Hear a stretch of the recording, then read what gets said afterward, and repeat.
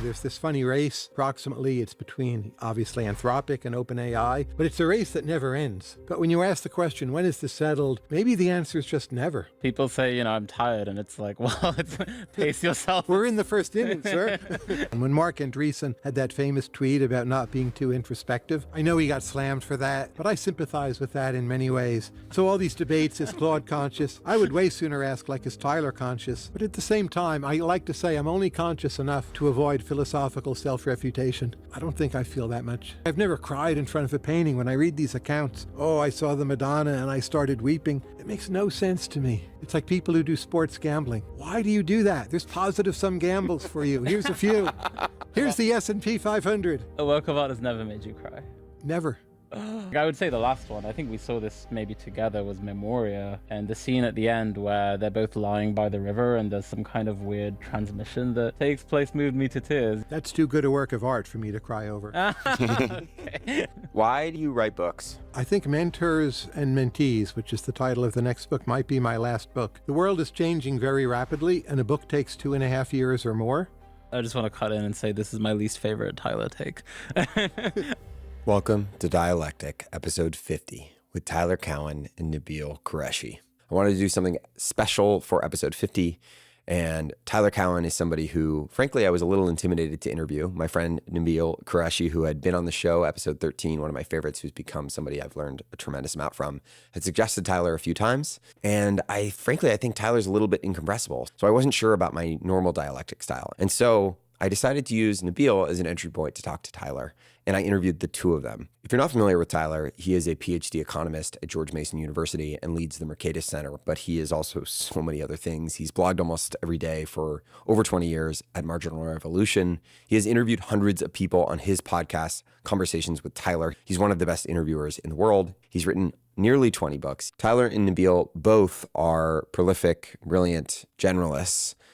So I decided to focus most of the conversation on an area that I know is common ground for them, which is art and aesthetics and, for lack of a better word, taste. In the conversation, you'll hear it. Tyler says Nabeel has some of the best taste of anyone he knows, particularly in movies, which is actually how they got to know each other. And I wanted to talk to these two about great art and why they respond to it. We also talk about AI and acceleration, commitments, what is sacred, mentorship, friendship, and much more. I think you could probably talk to Tyler Cowen and Nabeel Qureshi about almost anything, and the moderator certainly isn't doing much heavy lifting, so I was just glad to be in the room. I hope you enjoy the conversation, and thank you for coming along for the ride for 50 episodes so far of Dialectic. I hope to see you for 50 more and beyond. You can get a full transcript for the show and all the linked references in the description below. And before we get into the things, I'd like to thank Notion, Dialectic's presenting partner. Speaking of 50 episodes, Notion came on board towards the end of last year, and it's been an amazing journey to have them support the show and make so much more possible. Notion is a collaborative workspace for your life's work that has reinvented itself for the AI era. Some of you may know Notion from using it in the past and see it as a great collaborative workspace, a great note-taking tool, a great database tool, whatever. But I think Notion is incredibly well suited to the AI era because of how important context is for using these tools, whether it be individual models, plugging into tools like Codex and Claude Code, being able to have a shared substrate for you and everyone you collaborate with that updates in real time, that treats models and agents as first-class citizens, and is up to date with every single model as soon as it's released is remarkably powerful. Notion is the harness, it's the context layer, it's the canvas that holds all of that for me, for Dialectic, for research I'm doing, for understanding guests, for thinking about who might be able to come on the show in the future, and for preparing things for all of you. I also appreciate that Notion is deeply principled about the work that we automate and the ultimate mission of what Notion founder Ivan Zhao calls thinking together. The goal for us and our collaborators, and increasingly these new intelligences, to think together and do great work. You can learn more at notion.com/dialectic, and I think you'll be pretty blown away, especially if you haven't checked things out in a while. With that, here is my conversation with Tyler Cowen and Nabeel Qureshi. Gentlemen, thank you for being with me. Thank you for coming over. Thank you. Or I should say thank you for having us, Tyler. As I was just telling you guys, I'm excited to use Nabeel as a little bit of an entry point to the incompressible Tyler Cowen. It's an honor to be with you. I want to start with this piece that Nabeel and Will Manidis wrote fairly recently on rented virtue. And it's an essay about a few different things. I think it's an essay about work and secular institutions and religion and God. But I think maybe more than anything else, it's an essay about commitments, or at least a big part of what it's about is about commitments. And so I guess my first question is for Tyler, but maybe we can open it up to both of you, which is, can a society sustain itself without some level of sacred commitments? I think about this all the time. If I ponder Japan, Sweden, and the United Kingdom, they seem on the surface quite secular societies. But you could say they're all built upon earlier matrices. Christianity in the case of Sweden and the United Kingdom, something more complex in the case of Japan. So empirically, how distant do you have to be from your origins before you say the society is not built upon that anymore? I think there's a lot of momentum in this, that a lot of people in Japan are genuinely afloat in some sense. Maybe that's why they're not as happy as they might be. But it is a society. It's one of the most wonderful places on earth, even though I feel they're missing something fundamental. So I do think it's possible. I'm not sure it's desirable. I think of the saying, I think it's like everything is about sex except sex, which is about power.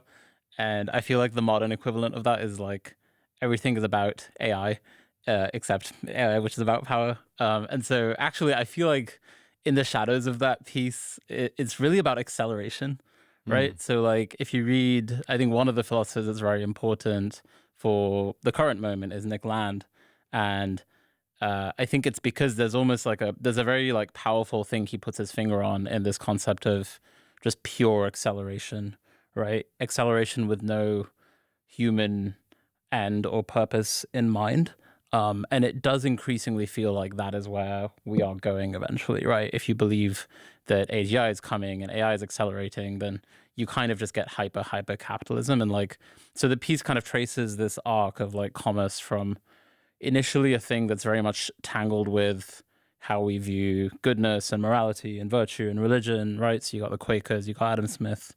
And the implicit thing is like, okay, we're here now where they're kind of coming apart, but unless I'm not saying we have to do something, but there is some sense in which they're going to come apart very, very aggressively in the next 50 years. And do we actually want that or not? And I think that was the animating question for me in writing that piece.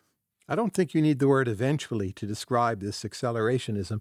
It's happening now. There's this funny race, approximately, it's between obviously Anthropic and OpenAI, but it's a race that never ends. Yes. Well, there's a separate race between the United States and China. But when you ask the question, when is this settled? When can we slow down? When can you just retire and write this off as, the way we did with the Cold War? Maybe the answer is just never. And that to me is such a strange future.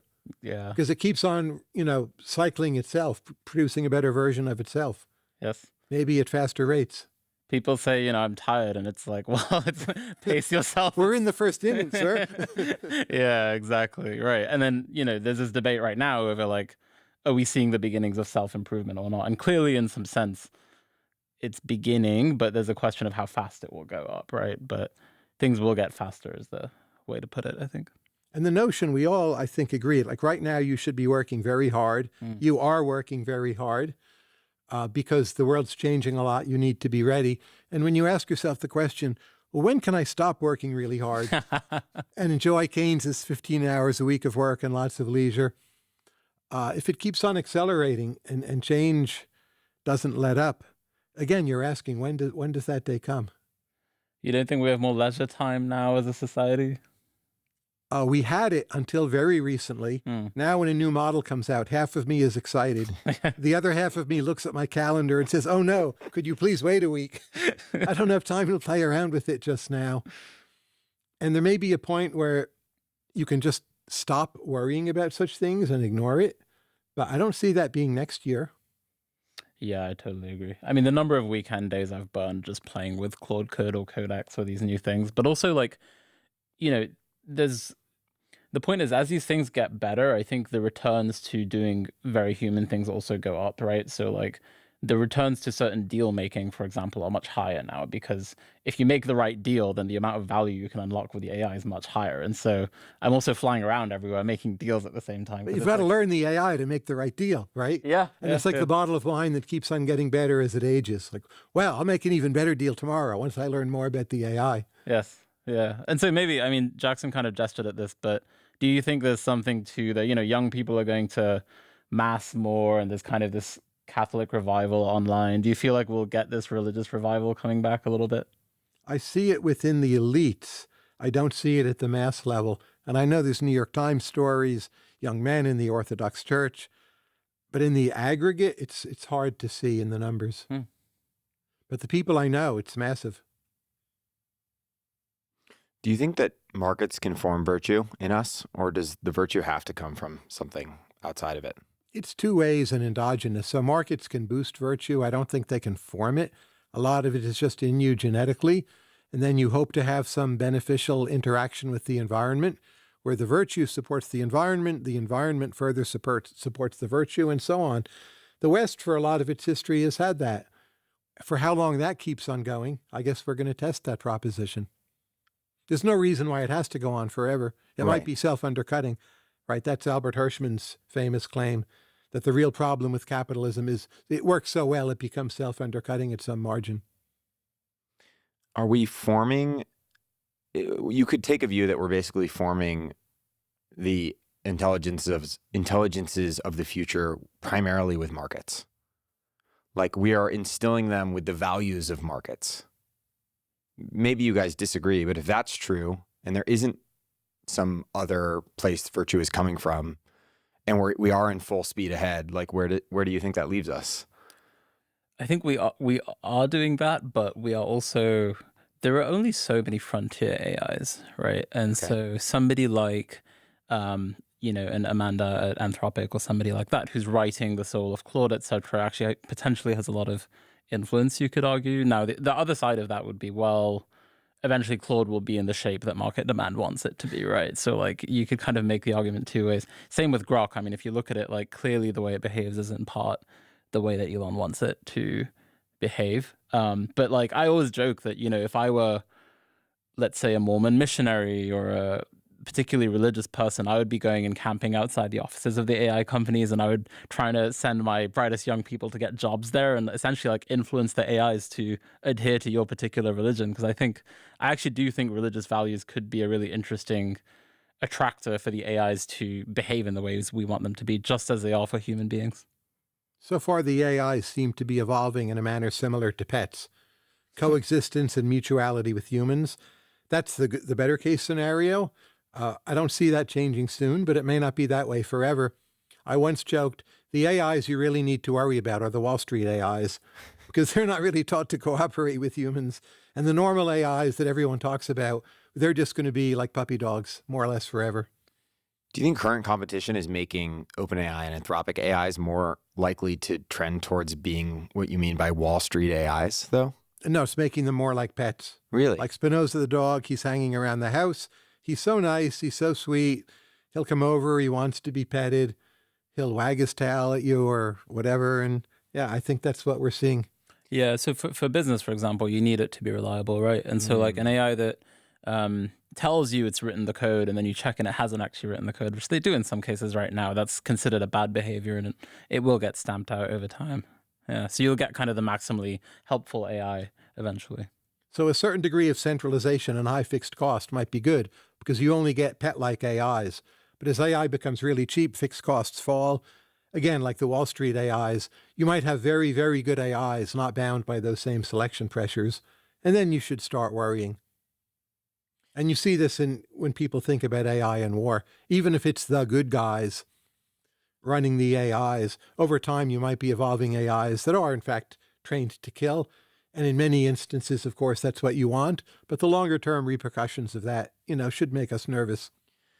Yeah, I can't help but the comparison to pets, while it makes a ton of sense, you wrote a piece for Wired years ago about maybe the argument that in referencing Ilya Sutskever talking about AIs becoming something like a loving parent to humanity. But a parent and a pet are very, very different form factors. I can't help but feel that a pet is maybe where we are today, but certainly not where we are a year or two from now in terms of its stature.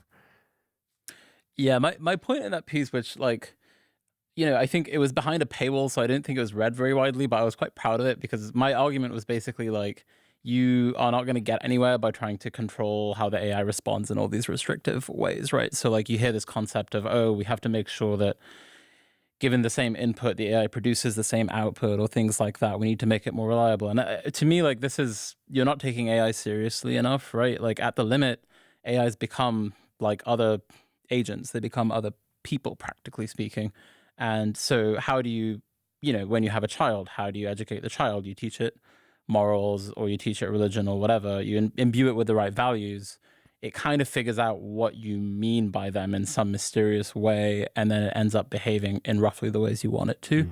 And my point there was like, I think we're going to have to teach the AIs to adhere to some of those same values, whether it's through teaching them religion. And the kind of facetious way of putting it is like, love is all you need, right? You need to teach them how to love, which is like, it's a little bit of a provocative framing, but yeah, I do think like you need to figure out how to put the right values in them, and like that is going to become more important as they exceed human intelligence. But if you want to hunt for worries, at some point there'll be an open source, call it an S&M AI, right? Yes. And it won't be very important. It won't even be the best or strongest AI, but over time it might evolve in strange ways. And if the world is going to end, maybe we can blame all the people who practiced S&M and then train their AIs to help them. And the normal AIs, that everyone worries about, they're just going to be like docile pets. Right. Well, I think this is the case I think Vitalik came up with this term defensive acceleration, right? And so the idea is simply that the good guys get the AIs first, and then you kind of patch up the world such that it's very robust. And then by the time something like what Tyler said happens, you've kind of like hardened the defenses enough that the defenders will always win. And that's why we should be accelerationists for the most part. Yes. Yeah.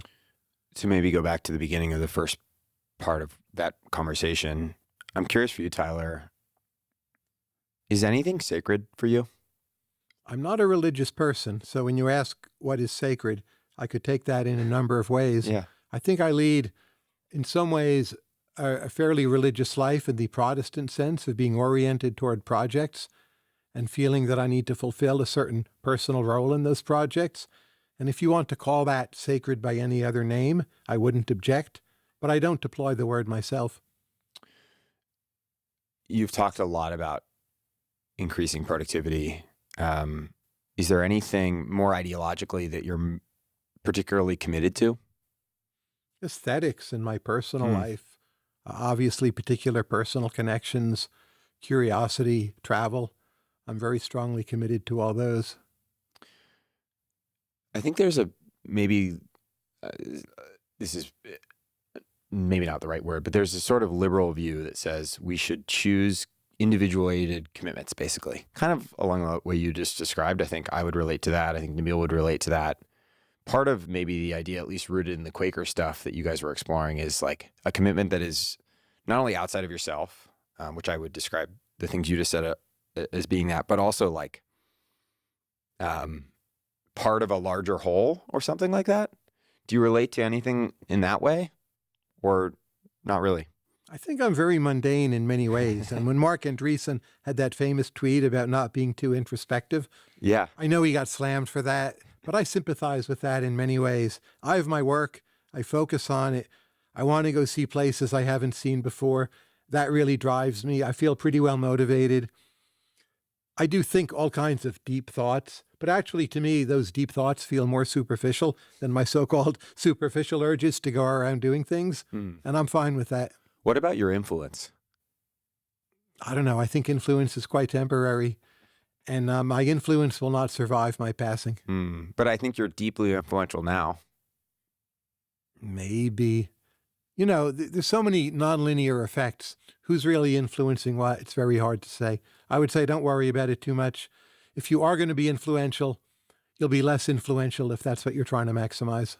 I feel like one way of putting this maybe is like you are a very exterior person. Everything is exterior. Like you want to write something and push it out. You want to travel the world and interact with it. It's like you don't value your inner states necessarily so much. You're like in the world, right? Well, I think I'm not that conscious, to get a little more radical here. So all these debates, is Claude conscious? I would way sooner ask, like, is Tyler conscious? And I'm sure I am a bit. If I were not at all, there'd be an obvious self-contradiction, right? The transcendental argument here does apply. But at the same time, I like to say I'm only conscious enough to avoid philosophical self-refutation. And I think the real me is mostly underneath, as it is with all people. And there's this thin veneer of feeling in charge that somehow nature chose to give us. And I'm fine with that. Maybe I don't want to be more conscious. Like, I'm used to how it is. It's gone well for me. How about you? We're surrounded by a lot of sacred art. Do you feel like if you were more religious, you would see it differently or something like that? If I were more religious, it would be harder for me to have all this art around. Some of it is a kind of pagan Catholicism. Some of it is Haitian voodoo religion. Some of it is Soviet art. And I'd have all these inner conflicts, like, what am I doing with this? What am I doing with that? And being what I call a non-believer, maybe agnostic, maybe atheist, but a non-believer, I can enjoy it all, learn from it, be in this intense environment where it's around me every day, and just take it in and still relax. Oh. It's like not a statement in the way that it might be for a religious person. I've had religious people come over here and they're terrified by the voodoo art. And they're like, Tyler, why do you have that here? It's like, it's not going to come and get you, but they don't quite believe that either. And these would be Christians, not practitioners of voodoo. There was once a Nigerian woman over here who did have ties to native Nigerian religions, and I think she was terrified. Yeah, that makes sense. I mean, I don't have that burden. I feel like I'm sort of an art as experience guy, right? So I do feel like the experience of encountering a work of art is the thing that we value in it, and like what sort of happens inside you, if you will, right? So like, I don't know if we disagree on that, but it feels like you sort of emphasize it less in some ways. Yeah, maybe. Yeah. I'm sure you've read those articles. Well, the people who understand art the best are the museum guards. I don't think that's a crazy opinion. It's not quite correct, but it's closer to correct than many people would like to think. I love going to a gallery and you see the guards and they're all scrolling their phone and it's like Van Goghs everywhere. But they look at it plenty. Yeah. And most of them, who typically are not that well educated, they do grow to love abstract art or works that might be strange, rejected often by many more educated people, because they just spend so much time with it and it starts making sense to them. And I give that kind of response a fair amount of priority. Did you ever have a moody sort of German romantic phase, like maybe when you were a teenager or something? Well, when I lived in Germany, it was a big thing. It's partly why I went to Germany. But it wasn't that moody. I would say it was distanced romantic phase, which is this contradiction in terms. But I wanted to read Goethe. I wanted to live in South Germany. I wanted to imbibe all of that, which today, by the way, is mostly gone. But this was early to mid 1980s. And then you still felt it. So I was in Freiburg, which is where, Hayek actually was living. Heidegger had connections there. It was fantastic. We have a mutual friend who I won't name, but their take is that you're actually a deeply emotional person, but you sort of like push it to one corner of your mind and don't interact with it too much. What do you think of that? I think I have a fair degree of equanimity. And every morning I wake up happy. Do you experience art primarily by thinking or by feeling? I don't even know what those words mean. I experience it by looking at it. I don't think I have very deep emotional responses. I think it's pleasure, and I feel I learn a lot from it. And then when I go out and look at other works of art or just the world, I see a lot more that people may not who don't live with art. I don't think I feel that much. I've never cried in front of a painting. When I read these accounts, I saw the Madonna and I started weeping. It makes no sense to me. It's like people who do sports gambling. It's like, why do you do that? There's positive sum gambles for you. Here's a few. Hang on, Here's the S&P 500. A work of art has never made you cry. Never. No film, no novel, nothing. If there's a really schlocky film and like the hero's rescued at the end, there's like a few tears, typically in lesser movies rather than great works of art. But I go to museums of the world. No, nothing brings me at all close to crying or laughing for that matter. What's interesting to me, though, is that there are a lot of people in the world who are probably closer in the Venn diagram to you, especially on the surface, than the highly emotional art lover or the traditional person when you think about an artist. And yet you seem to, Nabeel and I were talking about this, you seem to love art more than almost anyone I've ever met. And that's peculiar, I should say. I think that entire description is true. To go back a little bit. Where are you on the spectrum, so to speak? Yeah, I mean, I think I do have strong emotional responses to work. I guess I would probably cry maybe once every 3 years in response to something. It's like not a super high rate, but something really good will come along and evoke that response. And what makes you cry? I think when just, it's almost like, it's like you said, when you're looking at it, right? And then it's like your whole body's responding to it or something. And then it's almost like something overflows. Like I would say the last one, I think we saw this maybe together, was Memoria. And the scene at the end where they're both lying by the river and there's some kind of weird transmission that takes place moved me to tears. Yeah, so... That's too good a work of art for me to cry over. Yeah, so so on something like the final scene of Top Gun, I might shed 2 or 3 tears. Oh my God. Like out of embarrassment. I don't defend this, but it does motivate me to do that. It makes me suspicious of crying, in fact. Right. I don't feel like, I should be crying at, the Rembrandt painting. I feel, I should be suspicious of crying. Yeah, I don't necessarily think it's what I would call an intelligent response. It's sort of just a fact about the world, I think. But I do think that the experience of being emotionally moved by an artwork is part of the value we get out of it in some way. Like, I think if you don't experience any emotions when you're seeing it, but you still consider it very valuable, that's like harder for me to pass, if that makes sense. Like, what's emotions? What's cognition? Right. That's quite blurry for me. Okay. Yeah. Yeah. But the tears you do not see, that I can report. I will say I don't cry a lot, but the causality is quite random. Like I cry during NBA highlights sometimes, like watching LeBron in 2016. That moves me, I guess. That makes some sense. Yeah. Do you cry at all in your life? No, not in decades. In decades. Yeah, that I can. No, I can't think of anything. Nabeel also wrote a piece recently about what makes great art. And he has this kind of set of criteria in it where he's talking about surprise and echoes and depth. And something that was absent from it that I was curious for your guys' perspective on is beauty. Obviously, beauty could be heavily wrapped up in all 3 of those things. But is beauty a necessary factor in great art?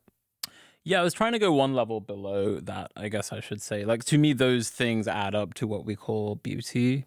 But the thing I was really just very puzzled by, right, is like, firstly, when you read AI writing, at least for me, I find it very irritating. And like, I know a lot of people in whom that it evokes that response. There's something very kind of, you tense up when you're reading it and you're like, I don't want to read this anymore.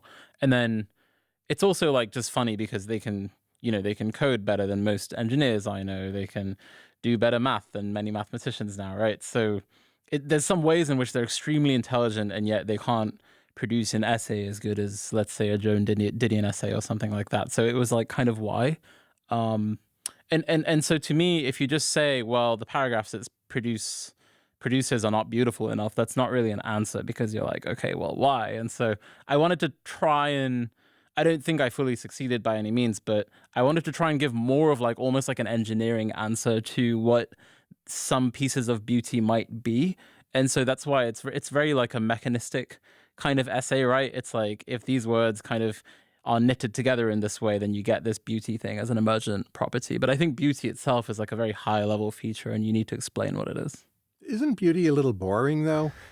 Like if I asked you to name beautiful piece of music, beautiful work of art, don't you just seize up a bit and all of a sudden you're not sure what's actually beauty, or maybe you like parts of it because it's ugly, or Beethoven's Sixth Symphony, parts of it are scary or angry or sad, and that's why it works. It's actually not that beautiful, though it at first lures you in with some promise of beauty, the opening measures. Right, like when you say beauty, I think of Mozart or something like that, but it's harder to apply it so much of Mozart, the best Mozart is tragic, I think. Right. Or comic. Yeah. Yeah. But like something like, you and I saw a concert recently by this band Sun O, and it's harder to describe that as beautiful straightforwardly, right? Even though it's aesthetically very cool. Yes. Yeah. Is there art that you love that is completely lacks beauty? It's in the eye of the beholder, but I like a lot of brutalist architecture, Right. especially in Eastern Europe. Now, I might try to defend its beauty in some funny, weird way, but by ordinary standards, yeah, it lacks beauty. This is what because part of the, I don't know, I've listened to or I've read and talked to you extensively about art. You have some amazing conversations, particularly with Rick Rubin, about music and about art. And one of the consistent themes you highlight is this, like, almost all truly great art, at least at some point contextually, was so deeply strange and weird. And I'm interested in this relationship between strangeness or even grotesqueness, or other words you might use, and beauty. One of my favorite bits about the Rick conversation, you're talking about Venice Bitch by Lana Del Rey, and you make the point that you kind of say the best part of the song is like the first 2-3 minutes, which is just angelic. And then the rest of the song, you're just kind of like, oh, I wish I could go back to the first part. But that's why it works. 'Cause Yeah. you wish, and then it never delivers. If it delivered, it would be a much worse creation. So maybe it's like we can't have it all. You can't just have ice cream all the time or something like Can't that. have ice cream all the time. Like if you think, what is quote unquote beautiful art? Maybe I'd say something from the 18th century, like Tiepolo in Würzburg, or some parts of 18th century music, which are mostly beauty, but they feel a bit limited. Yes. And I still like them a lot and enjoy them, but I want something else. A colloquial way of putting it might be that like the really good stuff actually keeps you on your toes, right? So like if you listen to, we were just discussing the song Happiness is a Warm Gun by the Beatles, and that song really keeps you on your toes. Like the time signature keeps changing, and the guitar goes from soothing to suddenly he's kind of stabbing it, and the vocals go from like a lullaby to a yelp, and it's constantly changing. And this is kind of the point I was trying to make with the Shakespeare sonnets in that essay, is like they keep destabilizing you just as you think you know what's going on. He says something completely off the wall and you have to kind of reinterpret everything. Yeah. And so maybe I think Tyler's taking beauty to mean something that's kind of like a nice vase or something, right? But it's not like, Correggio, right? yeah, Yeah, that's beautiful. right. And it is.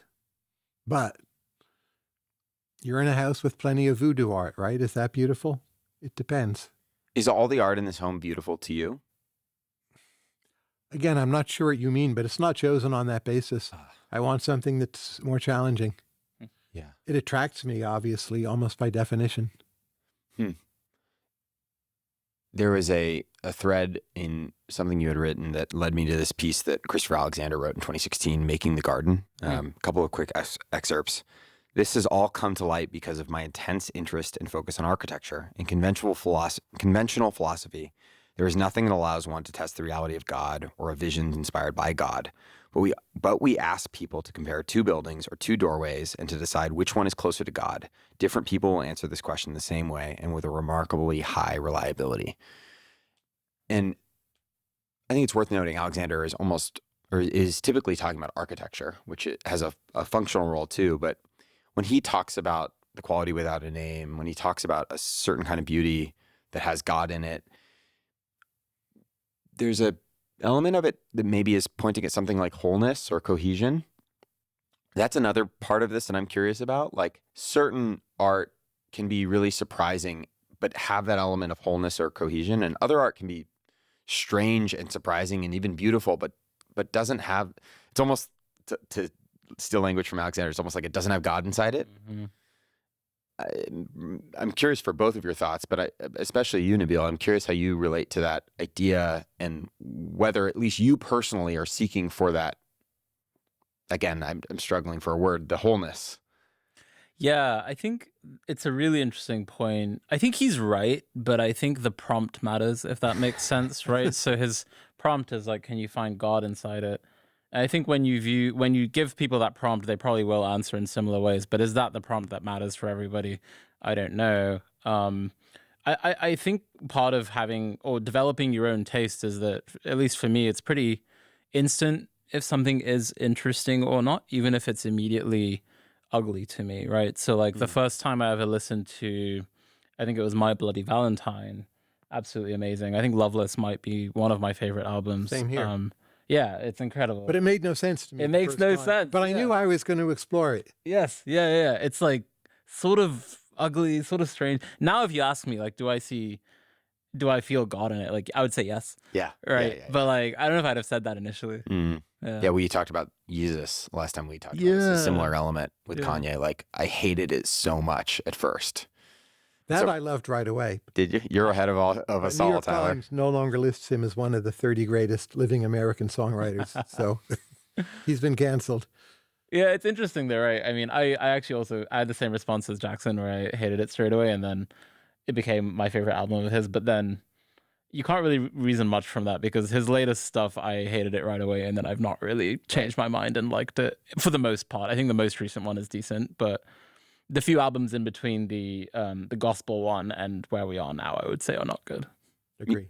Music is a area where sort of the more you listen, you even said something like this, Tyler, I think something along the lines of like, the more you listen, the more your appetite grows for it. And I would also say the more you listen to one in particular thing, the more you're likely to like it. Maybe that's true for all art, but I think it's especially true in music. I'm curious, as someone who has such wide taste and has had a lot of time, how do you know when to go back to something that you didn't connect with? If it's just running through your mind, you go back to it, you put it on again. I think it's a mistake to be too systematic about that.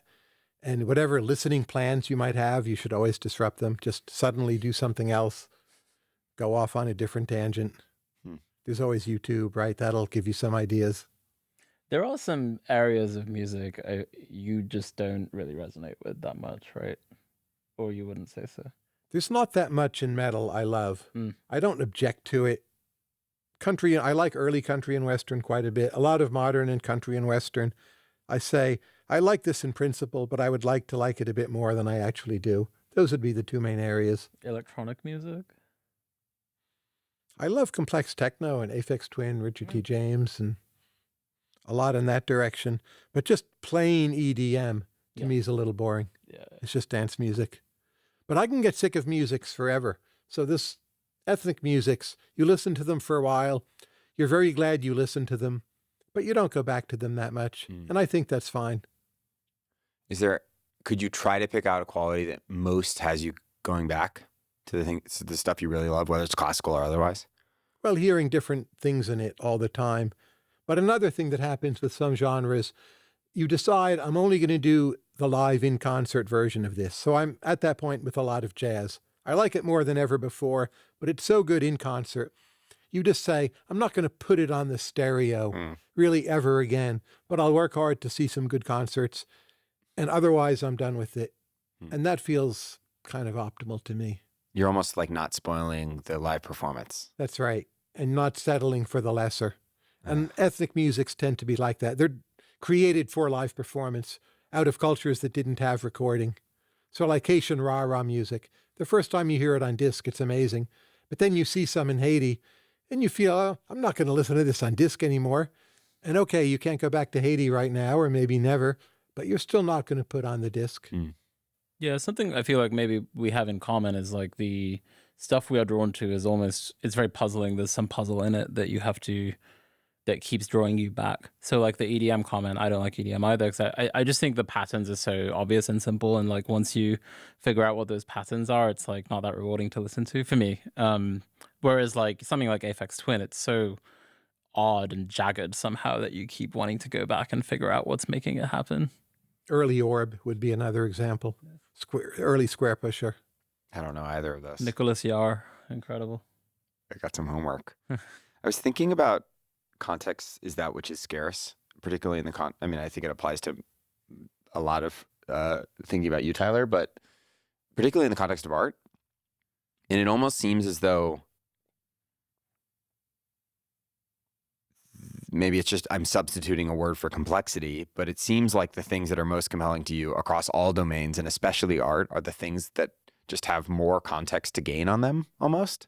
I have to wonder about, like, if you were able to have a new dimension of context on country music via some person in your life or otherwise, like, is that, am I approximating it the right way, or is that too orthogonal an idea? I may be just locked out of it. So Garth Brooks maybe will always be a bit boring to me, but I put on, the Casey Musgraves album, the really good one, like from 6 years ago, whenever. And that's excellent. But to me, it's just great songwriting. I don't really imbibe the country element that much. So Hank Williams, I think I can enjoy a great amount. Johnny Cash, Louvin Brothers. But somehow the sheer fact of the country and Western or countryness of it doesn't register with me that well. Maybe it's just where I grew up, which was New Jersey. Why do you think the Beatles register so much? Is it the same Because, thread? no, they're the best. So why? What does that mean? You had the world's two greatest songwriters and two greatest vocalists together in the same band, active in a significant way for 7 years together. And you never had that before. You may never have it again. I love the Beatles, and they're certainly like I go listen to Strawberry Fields. You could listen to it a million times. Could be their best song, yeah. But a lot of the Beatles aren't that complex. I love In My Life as an example. That's very complex. Really? Oh, of course. That's a bad example. Why? Just everything about it? I'm just totally wrong. The way the melody meanders, the backwards piano part played by George Martin, the modulations, the way the vocals are interwoven, I think that's a phenomenally complex song. And again, one of their best. A lot of the times they do sound simple, and then Yeah. you talk to a musician about it, and they're like, wow, I would have thought to go from this chord to this chord. Yeah. Yeah. Even an early, apparently very simple song like From Me to You, Yeah. very complex. And when the Beatles first did it, I think it was Paul who said, after this one, like I knew we could just do it. And it's an amazing song, melodically, harmonically. And no one else could have done it then. But it sounds very simple. They do have some songs that are just flat out simple, but surprisingly few.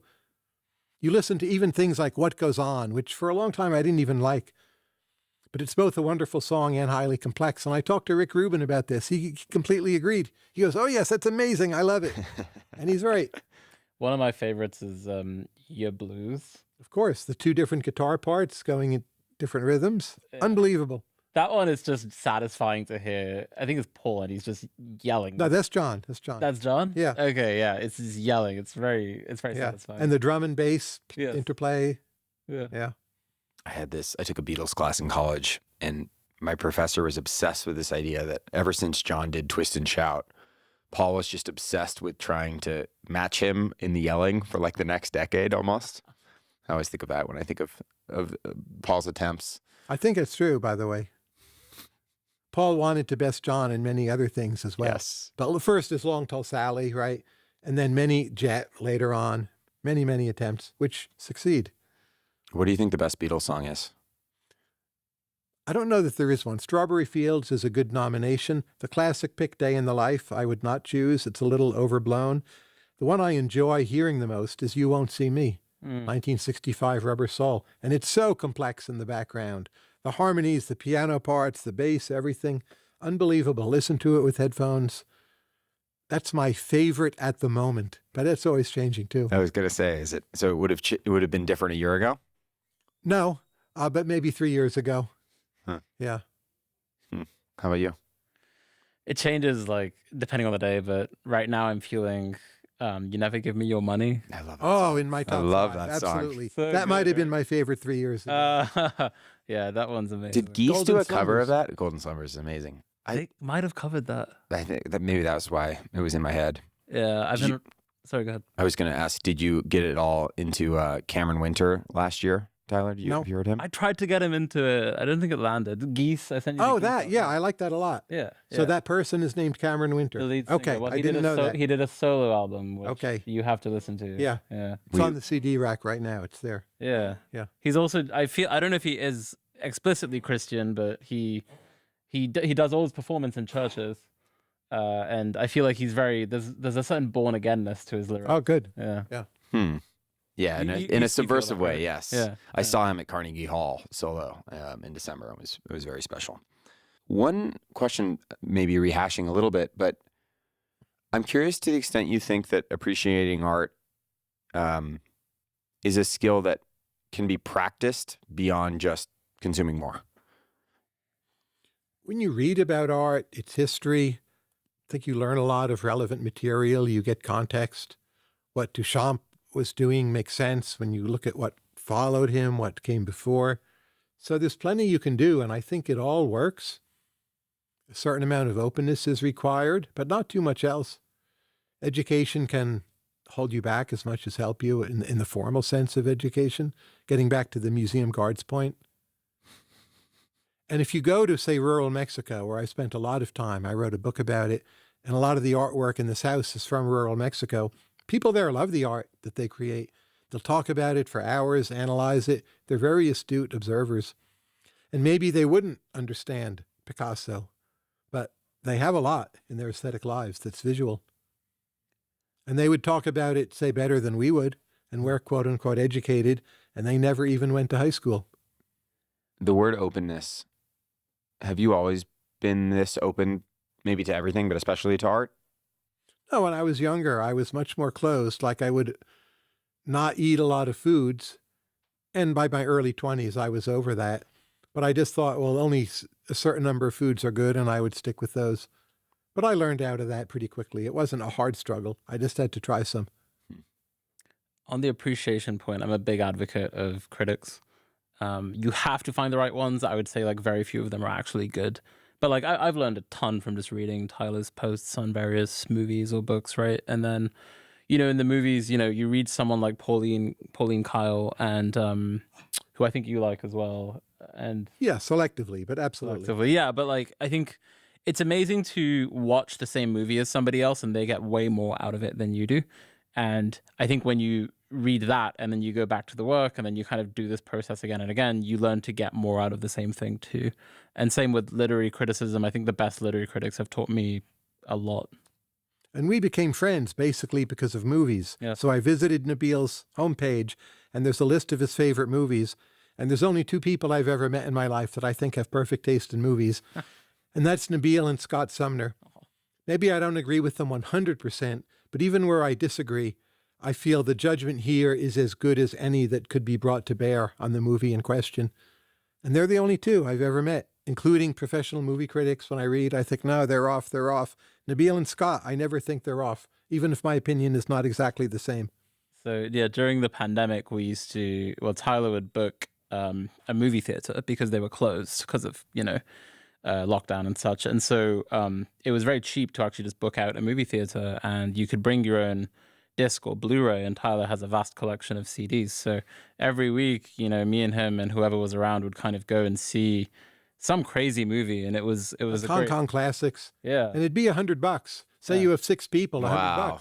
It's more or less the price you pay now for a normal viewing. So we had a great time. Yeah, can't do it probably. Well, maybe you could do it today. I don't know. There's most the of price those would theaters. be higher, right? Supply and demand. There's an opportunity cost. You mentioned that for a while your wife referred to Tyler as the movie guy. I didn't know this. No one else calls me that. She says, "Oh yeah, the movie guy," because she used to come sometimes Yeah. too. Yeah, no, and then she didn't know about you sort of through your blog the way Right. I did. So she's like, "Oh yeah, the guy we used to see the movies with." You used the word judgment to describe Nabeel and Scott's movie Yeah. taste. Particularly when it isn't overlapping exactly with your opinions. You guys, as far as I understand, have quite similar taste. What is inside of that? What do you mean by why is his judgment good? Like take Cassavetes I was movies, gonna say that. which are favorites of Nabeel's. I recognize they're very, very good, and I wish I could like them more than I do. And when I watch them, I feel how good they are, but I don't relate to it or enjoy it the same way I would like a Bergman film or a lot of classic European cinema. But I don't at all feel my views better than his. If anything, I think his views probably better than mine. But I'm just not there either. I'm lacking the context. Those are extremely messy. So maybe I prefer the mess than you do even. Yeah, I don't know. I mean, this maybe goes back to your earlier line of questioning a little bit, right? Because I think Cassavetes is very just puts you in these very difficult experiences, and kind of it's almost like torture watching his movies in some weird way where people are acting all crazy and weird and you sort of just have to sit there and tolerate it a little bit. And I think you grow through the process of doing this, but maybe you could say that Tyler values this type of experience in art less than I do. I don't know. Maybe that's a reach, but And Mike Lee movies he likes more than I do. yes. Again, I don't Similar disagree with him. I just saw them all without subtitles. And at best understood half. and I don't like them as much. So that one's me being a regional thinker. I mean, Mike Leigh is a British director. I grew up in Northern England. He often makes movies set in very, deprived parts of England. And there's definitely a piece of that where I just recognize my own, nighttime strolls through Manchester or London, and a lot of the characters are sort of derelicts, so people on the margins of society, shall we say. But I probably have better taste in The Sopranos than Nabeel would, though I don't think he would dispute my claims necessarily. I'm planning to watch that this year, actually, for the first time all the way through. I I've never watched it recognize either. about 80% of the locales. Wow. Even the quite obscure ones, not just the famous ones like the drive over the bridge. Like, oh, that sporting goods store, that's on Route 17. I remember that. Is The Sopranos the ultimate New Jersey work of art? Well, that and Bruce Springsteen, early Springsteen, yeah. My got it. favorite Springsteen song is Thunder Road, by the way. I just did an episode with Bob Spitz, who worked with Springsteen in his early years and who written biographies of Bob Dylan, Beatles, Rolling Stones. They're great books. And he thinks Thunder Road is Bruce's greatest achievement, and he's probably right. The alternative would be the song Born to Run. Yes. Or I would say the sequencing of songs on the Born to Run album. Maybe you'd put above it all because it also contains those two. But something about the sequencing, It's perfect. Jungle Land and what comes at the beginning, the end, unbelievably good. Yeah, I'm a little sad about I don't know what you think about this, Jackson, because you listen to a lot of music, but the album as an art form feels like it's less and less important in relative terms. You still get it, right? I mean, Geese are doing this quite well, I think. In Rainbows, maybe it was the last quiet album that I can think of that was really, really great. But Yeah, feels I mean, like I less was and thinking less. of totally different from your guys' opinion, but I was thinking of Nebraska. And I don't even know if I can name a song on Nebraska. I think of the album. You make a point somewhere, Tyler, that like When I'm 64 on Sgt. Pepper versus as a random song on Spotify. It's like very silly. Yeah, I don't know. These types of questions are always so hard to not just be like, oh, I'm not in my 20s anymore. I'm mad about how the kids are. Right. What do you think, Tyler? It's very important to keep on listening to new music. Yes. About albums specifically. Oh, yeah. death of they're the album. mostly dead. I think music today, there's a large number of quite wonderful and entertaining songs. In that sense, there's no decline. But for real breakthroughs, maybe I'm too much an old fogey, but I don't really see there's been so much since the 90s. And we're a bit stuck and cycling through things. And the mere notion that you feel you're creating a new genre by mixing together some genres that were already there, that's become boring. Maybe that's the last thing like we did. Rap, I think, is largely dead. Electronica, for now at least, been exhausted. I'm waiting for AI music to become really good. It isn't yet, but I am hopeful. You think rap is largely dead? Yeah. You agree? It's boring now. Huh. Yeah, when was the last really great rap album? I think not for many years. Even Kendrick Lamar, it's overrated. Yeah. It's become like establishment art in a way Jasper Jones had been, but it's black and it's rap and people treat it a different way, but it's not that fresh. Have you always felt that way about Kendrick? Or are you just saying now? I think I've always felt that way. Huh. I loved a lot of early rap from the 80s. It felt very fresh. De La Soul felt very fresh. Some of Outkast. I'm not anti-rap the way some people just hate the art form. But at the same time, I don't put it on anymore. Unless you count Kanye as rap, but I wouldn't. Well, that would you be wouldn't wrong. count him. Why? If you had to say, it's more rhythm and blues and just eclectic. Some of the early you could call rap, but he's not fundamentally a rapper at heart. There was also just much more interesting experimentation back then, I think. So like Mad Villain, Black Star, Mos Def, people like that were doing really interesting Too kind of much tech avant-garde may have stuff. hurt rap. Yes, I think so. You can just, yes. twiddle with the knobs and feel you have something new, but you haven't really been challenged. It's like Beatles, Sgt. Pepper, totally analog. Incredible sounds on that or on the Beach Boys' Pet Sounds because their resources are so limited. And now it's so easy. And you throw everything, the whole kitchen sink at the problem. And it's boring. This is one reason Cameron's so exciting, right? Is it's like often it's just him and a piano. Or Geese have this very lo-fi, quasi shoebox kind of thing going on. Even the solo. I mean, we talked about this a little bit earlier. I didn't like it at first, but I just had to go back.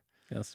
On the note of not liking things, or I shouldn't say not liking. I wanted to watch one film before this, and it may be relevant for both of you. I know you both like it, but Nabeel has said that movies are like waking dreams, And I know it's one of your favorite movies, so I watched Uncle Boonmi's Past Lives. Oh, wow. Who can remember Yes. his past lives?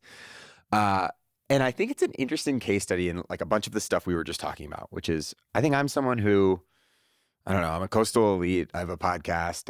I like care a lot about art, and I'm always trying to like aspire to raise my bar. I found this movie to be difficult and Great. and very strange, and so it's maybe an interesting example of something where, and I suspect if most people watched it, they would agree. They would be like, "This is one." I think Tyler, I don't want to misquote you, but I believe you called it one of the best films of all time. I think I said I thought it was the best movie of the last 25 years. So that's pretty high praise. First of all, did you feel that way instantly? Within the first 15 minutes, yes. Wow. The scene where, like, the ghost, if that's the right word, comes and sits down at the table. One of the greatest movie scenes of all time. Blew me away. Wow. I could just keep on rewatching it. Did you feel the same? I had a prior because I found out about it through him. But I will say, like, as soon as in the opening shots where you're in this kind of field and then suddenly the red-eye creature appears. Yes.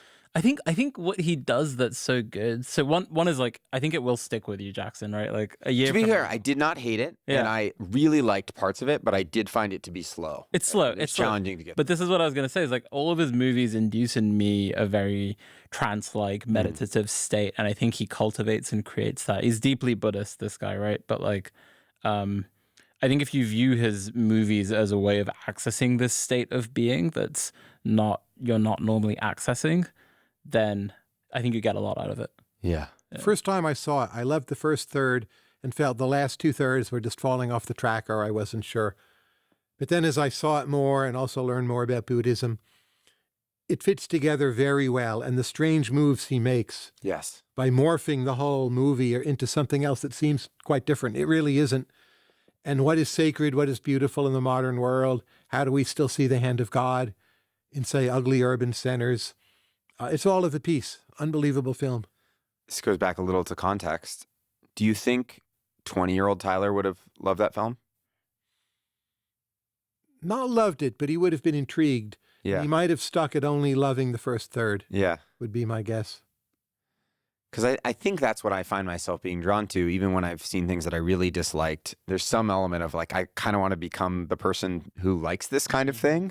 But I'm also dubious of wanting to like it because I'm supposed to. Because as someone who likes film, I need to like these obscure, cool art house movies that Nabeel and Tyler like. Maybe that's not a terrible motive. though, Yeah, yeah. Right? Like if we believe in social norms as overall a good thing, to feel pressure to like something because you're supposed to, probably on net it's a plus.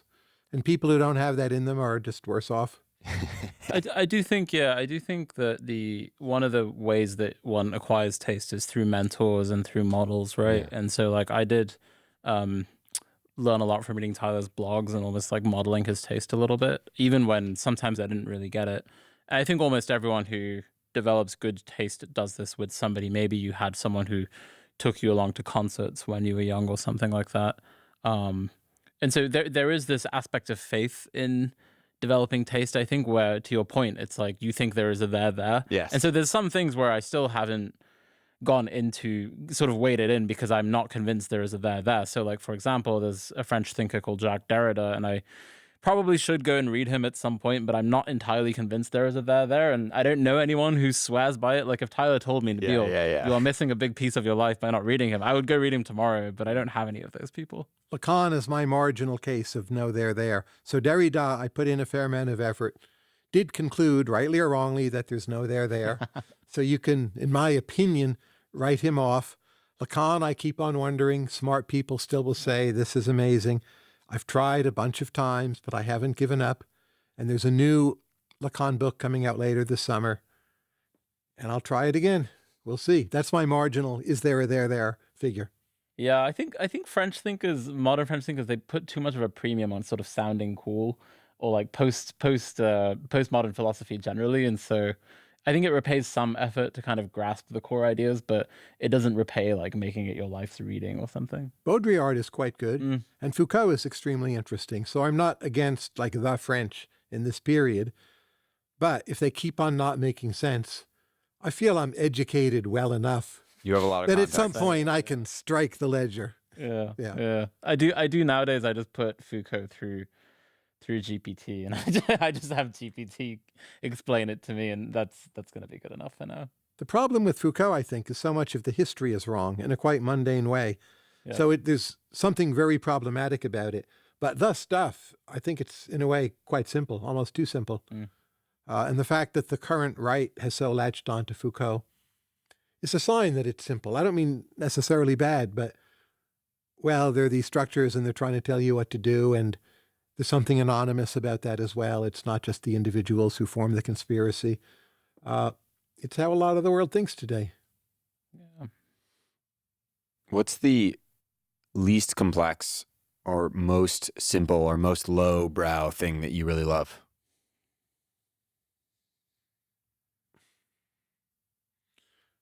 Well, what's lowbrow? We're going to be led to ask ourselves.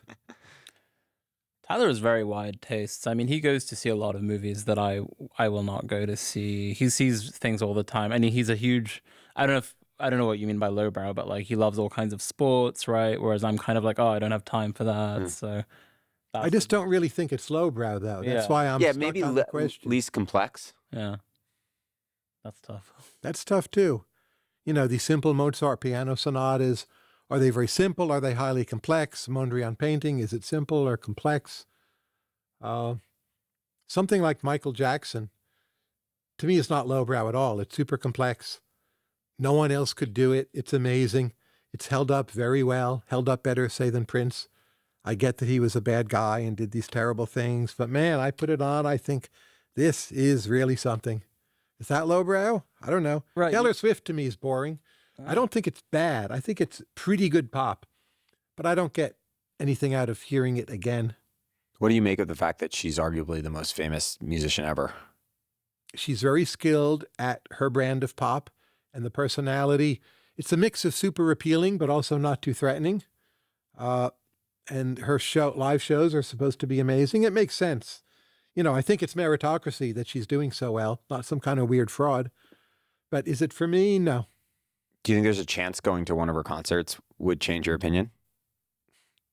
I don't think so. I might come away saying this is one of the most amazing live shows. Yeah. But at the end of the day, would I come home 3 days later and put on Red or something? I don't think so. I love that you know the album name. I'm not a critic of it. I'm not trying to pull the Alan Bloom course thing not. here on Of course Taylor not. Swift. I think it's great that people like it. You and Patrick Collison put out a call for new aesthetics.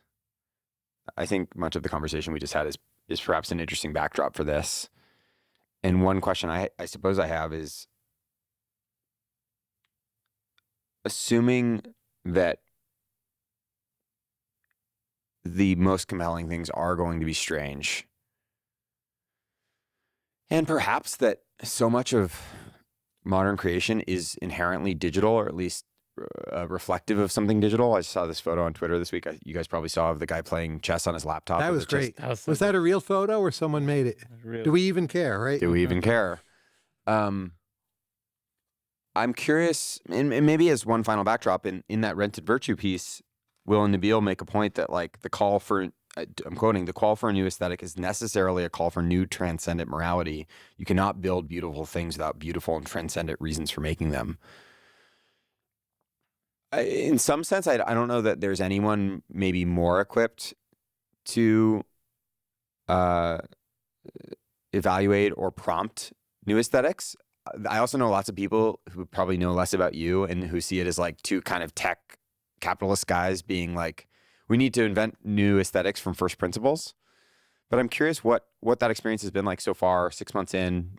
To the extent you have a thought on the moral kind of underpinning part, there needs to be God in the art, how the digital part plays into it. And that's a bunch of questions rolled into one, but I would love maybe just an update. We've made many awards. Some of them are digital. I was pretty happy with the applications, but of course there's a lot of bad ones. It's true in any open application process. I don't think we or anyone has found what the new aesthetic or new aesthetics are. I'm fine with that. I think my views and Patrick's views are actually pretty different. So when people say these like two tech guys, like I'm not even that.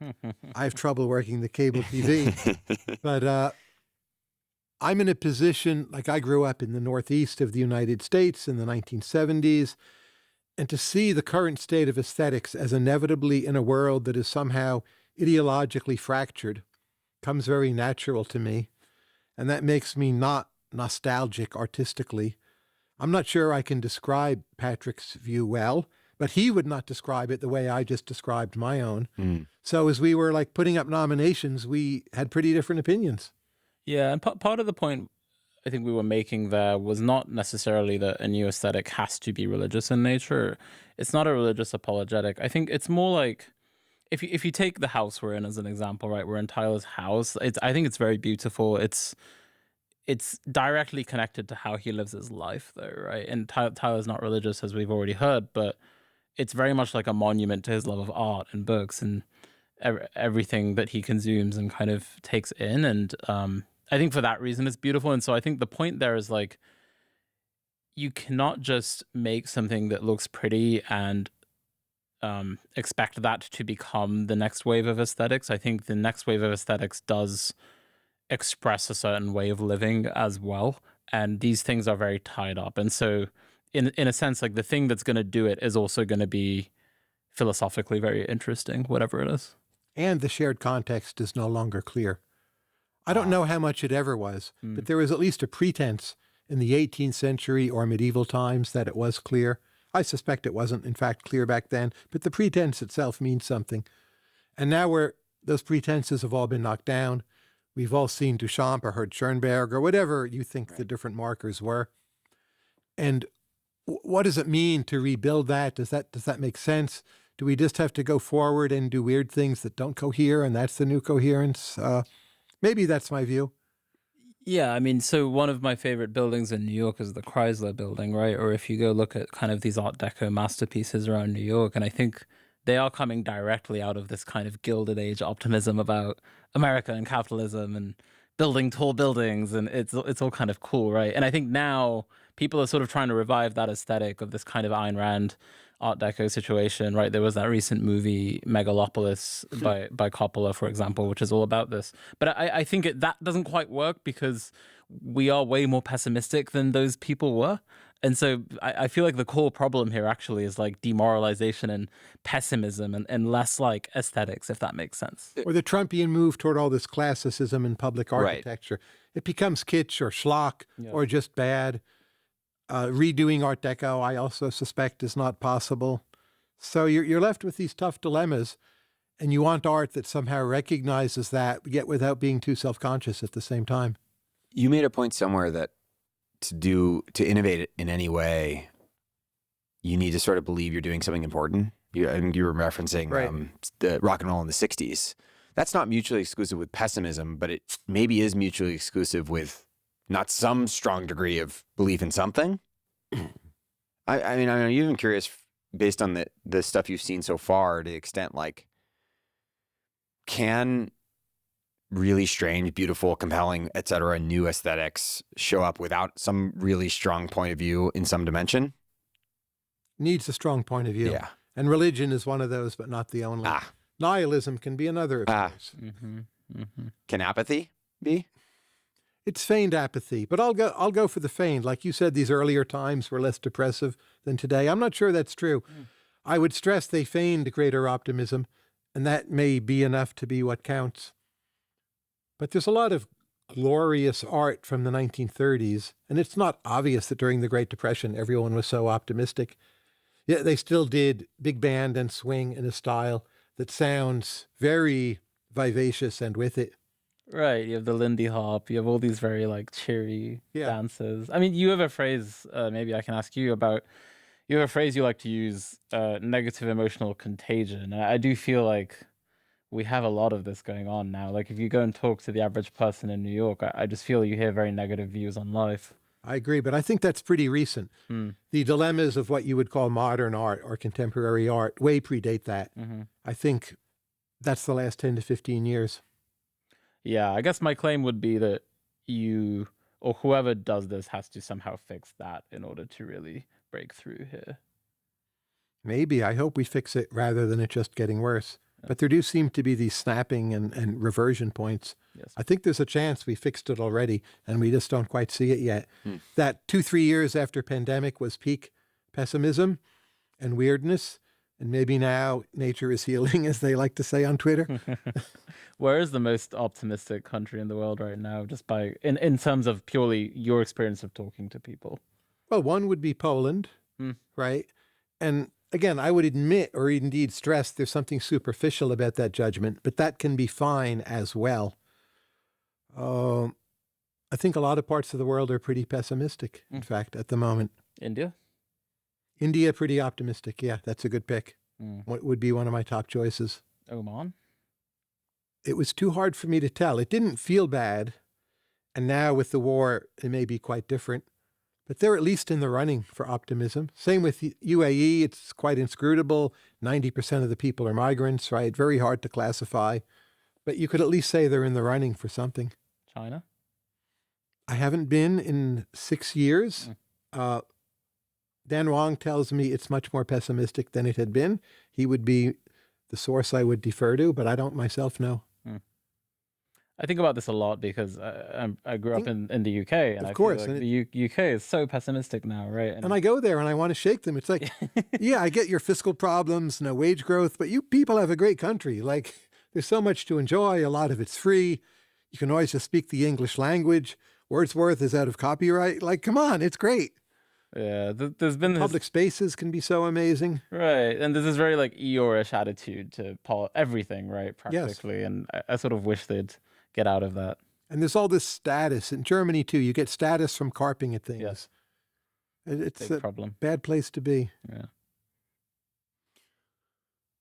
What about the internet as place? Like if you're 17 and in a place that is pessimistic in the UK or whatever, or in a place that's just bleak, in theory, the internet should be this amazing new sense of place. It is. You think it remains?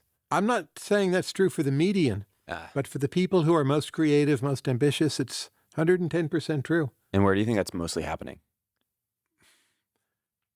Anywhere where people have good connections and can read English. So that's a lot of the world. Really a lot of the world. But, most, maybe India. Oh, I meant where on the internet? Oh, where on the internet? No, I think the whole point of the internet is the internet. It's like a grand organ that you play to learn things. And no one part of it is very interesting at all. Like a single tweet. This gets back to the context as that which is scarce issue. A single tweet is not interesting. I don't care how well written it is. But Twitter, as this grand organ that you play to learn things and see jokes, is phenomenal. It's actually one of mankind's greatest creations. Mark Andreessen will say this.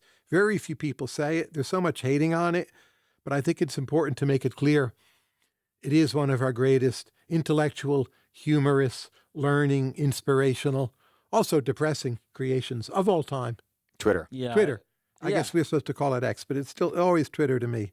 Twitter, and I mean, I cannot imagine my life without the internet, right? When I was younger, I was on these forums for video games and chat rooms and then, AOL Instant Messenger and MSN Messenger. And now it's like WhatsApp group chats and Signal. And I think for those who enjoy using the internet, like everyone does get a non-zero amount of joy out of it, even if they won't admit it necessarily. But like even just the banal everyday, like sending the group chat, like a funny tweet, you do get a little bit of a kick out of it, I think. What makes a great group chat? Not too many people. And the more frequently they congratulate each other, the worse the group chat. Yes. What's not too many mean? Preferably 0. 2 or 3 times a year is fine. No. Oh, people in the 5 group to chat. 10, No, I would say 4 to 7. 4 to 7. Yeah. How many? You've said you keep in touch with, I think, 100 to 150 people roughly at a time, or semi-regularly. Not every day, but Right. I'm in a whole bunch of group chats. Yeah. Roughly how many group chats? That are active at any point in time, a few dozen, but they pop in and out of being active. And what do you think, aside from the number and the congratulations, makes them? You're in some with Nabeel. What keeps you coming back? Some common interest, curiosity, willingness to share, not taking it too seriously, but actually thinking it's also really important. That odd, like Hegelian mix of it is important, it's not important, holding that in your head at the same time. As soon as anything's performative, I think it's death to the group Yeah. chat. Yeah.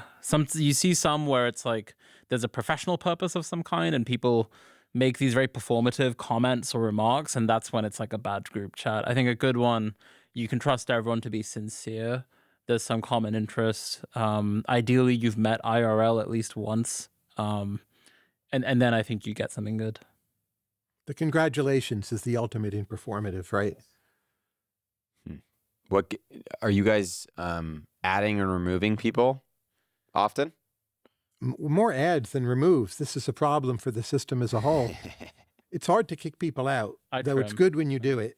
I think trimming is very important. You have to Yeah. trim, especially like if people are not adding to it at all or not participating. I think it's important to sort of cut out the dead weight.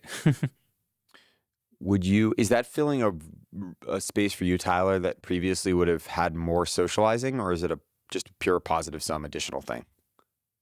What do you mean by socializing? Being like doing in some sense, and maybe this is incorrect, but at least for me, the group text is a sort of permutation of going and getting beers with your friends or, sure. or coffees or Yeah, whatever. it's social. I'm good at socializing. But is it replacing, or is it I hope so. You hope so. I hope so, yeah. Somewhat. Not at all margins. But you can spend more time with the people you really want to spend time with and be in touch with a whole bunch of others and have it be fairly fluid. I think it's a great innovation for that. I feel like you also use a sort of a generative medium, right? Like sometimes I Yes. see posts on your blog and I'm kind of like, oh, I feel like I can trace that. That's right. And almost always you're correct. It's taking a little bit of credit every once in a while. There's got to be a source somewhere along the lines. Yes. Do you think you would be more likely to live in a city if it weren't for the internet? I would live very close to New York City. Yeah. And indeed I did growing up. But I've never lived in a major city. It feels claustrophobic to me. And I hope I never have to. What do you, how do you think you guys most disagree on New York City? Well, I love it. I think Tyler. I don't think we disagree. Yeah. You just don't find it as claustrophobic as I do. Yeah. I mean, I live in it. You, in theory, love it, but you hate the claustrophobia. That's right. I love visiting it. It's one of the greatest places mankind has ever created. I'm very positive on it. I don't freak out about the supposed crime, which is actually pretty low. If the garbage isn't always picked up, I'm not bent out of shape. But at the same time, if I had to live there always, we're in this house. The house is big. I feel I live better than some billionaires I know in New York City. And there's a big yard in the back and the dog. And in the morning, we have like deer and fox. And I'm 35 minutes from Washington, D.C. And this costs a pittance. I don't want to give that up. But there's no disagreement about What do you New think York he's City. missing, if anything? No, I think it's rational. I mean, I think it's a phases of life thing, right? I actually often joke about moving to Northern Virginia once, I have children or whatever. Because, I think when you're raising children in New York or you have a family, it does feel a lot more claustrophobic. And I'm seeing friends kind of struggle with that now. And say I'm in New York once every 6 weeks and half the time on the road. The things about where I live that are awful, which are real, don't really matter. Like here, it's totally boring. People who say that, they're not wrong. But you're on the road half the time. Like you're not bored. In any exhibit in New York, you won't see every concert you want to, but you catch plenty. Yeah. This is true. He's actually traveling half of the year. I was going to say, you said before we sat down about half. So that seems almost completely at odds with the cities are crazy lifestyle. Perhaps that's that you're doing a barbell. Barbell. So Do you mostly travel in cities? My next trip starts tomorrow. It's to Miami. Of course, it's a city, but it doesn't feel like Yeah. being in a city. It's not claustrophobic. Then Detroit. I haven't been there in a while. For a while, it was hollowed out, the opposite of claustrophobic. You would long for some claustrophobia. And then New York, briefly, for some talks. It'll be great. I'll get my barbells. I often do say to people who are moving to New York, like the ideal way to do it is you live at least a year in Manhattan first. Yeah. Just get the maximum experience, and then you kind of figure out where you want to go from there. So for me, it was a little bit too much, like too many sirens, too many, just too many stimuli in general. So I now live in kind of South Brooklyn, and I often joke like I treat New York like the suburbs a little bit, right? Yeah. It's like. But a here's little what like I don't get. Maybe you can explain this to me. Yes. So some young people, they go there to do some mix of dating and marrying in that order. And that I fully understand. And then so many people seem to live there and they hardly take advantage of it. And they're paying the prices. They don't go to exhibits or many concerts or this or that. They just love sort of living in New York or their self-image. That seems insane. And that's more than half of Manhattan. There's a Am lot I of wrong? that. Okay, but so I think you're underrating hedonism here, right? Like I think they like restaurants and bars typically, those people. And But New there's York- very good restaurants here and you can drink at home. I'll tell you Much more how I cheaply. feel. Yeah. I don't go to that many galleries Yeah. or theater, things like this. I love being able to opt into like the best physical social network in the world. I lived in Los Angeles for many years, and I always joke, LA is a place where it takes energy for anything to happen. Right. And New York is a place where it takes energy for things not to happen. Right. And there's intentionality trade-offs. I still like LA. There's positives. But being able to, no matter how busy I am or no matter how bad at planning I may have been, being able to opt in and see one of 25 people that I really like almost anytime I want I'm rating that above almost anything. Mm-hmm. So I think it's, and yeah, it's really fun when I go to the Met Cloisters with a friend, but it could also just be a walk or something like that. Yeah, the other thing I think you're underrating there, right, is like some people, it's so the subway is excellent. You can get from point A to point B very quickly. You don't have to drive. Like it's a very dense city in a way that it's very hard to find elsewhere in America. Yeah, and sure. Maybe people value that a lot. Like that's part of it for me coming from, London is like, this is the most London-like city I could find here. But London seems better to me, I Sure, guess. sure. You have all the upside and it's not Yeah. that claustrophobic. It's just way nicer. Yeah, but they're pessimists over there. Yeah, I know. It's a problem. But European cities in general, Yeah. given my career and other interests, I wouldn't choose them over New York. But as cities, in some ways, they feel superior. I agree. I also think there's one New York-like city in the U.S. and there's a bunch in Europe. And that's Yeah. kind of the challenge. I lived in Berlin, I guess, 8 weeks one summer, and that was just incredible. Yeah. That was perfect. I want to talk briefly about mentors. I know, or at least I understand you're working on a book on mentors. Maybe a first question would be, how has Nabeel been a mentor to you? Well, movies is the most obvious, but tech and AI came later. Movies came first. Music. So the Cameron guy you're talking about, I learned his name from the two of you moments ago. But to buy the CD at all, that happened because of Nabeel. So those would be some simple examples. But there's something intangible about mentorship that transcends all that. And it's hard to put your finger on, but there's that too. I was going to say, when I think of mentors, I don't necessarily think of people who show me cool things, although hopefully that's a big part of it. What makes, just to use one example, what about Nabeel or his approach to it makes you like learning about AI from him? He's the kind of guy who can show me cool things. And that is value above and beyond But lots of showing people, me the cool theoretically, things. lots of people could show you cool things. I have lots of mentors. There's a chapter in my pending book, My Mentors, and it's the longest chapter in the book. What do you think will be most surprising to readers in the book, to the extent you're willing to share? How many of those mentors are not strong in formal education? And they tend to be weird and kind of cranky, and they'll just burst out and say things that are pretty dogmatic. And those are often the best mentors because they make you think. They're not that reasonable a set of people overall. I don't know how much that's a surprise, but when I wrote the chapter and worked through the cases, it was a bit of a surprise to me. Why write a book about mentorship? There's not a serious book on mentorship. We should all do it more. We should all do menteeship more. You become older, successful, established. You think a bit, oh, I don't need mentors. It's totally wrong. You need more mentors than ever before, and more of them should be younger, especially with AI, but even AI aside. And just to push that simple idea in people's face, even if there's nothing else in the book of any value, I think that's super important. I think just the idea that you should actually learn from younger people than you is a very distinctive contribution to this discourse, Yes. right? This idea of reverse mentorship. I've already kind of taken this on a little bit because I'm in my 30s now, and people in their early 20s that I meet in some ways are much smarter than me at certain things. And so I think you do have to make this conscious shift a little bit because it's very rare to find in older people that they have that degree of kind of low ego, and they're willing to frame it like that. How has Tyler mentored you? I mean, so many ways. I think we talked about the taste thing already. That's one of them. I think how he lives his life, right? Like he lives this very, like, it's almost, I want to call it self-indulgent in some ways. It's totally He self-indulgent. follows his curiosities. He collects the art. He goes and watches every movie. There's an element of like more in him that I find very, Mr. Hedonism. very Over here. admirable. It is in a sense, right? Like I'm always like, I think one of the things I dislike most in myself is like I feel like I always have this slight status quo bias of like he's always pinging me like, hey, do you want to go to El Salvador or something? And I'm always like, oh, I can't go there. But then I'm like, wait, I could go there. And so I think just constantly trying new things, constantly trying to get into new things is another one.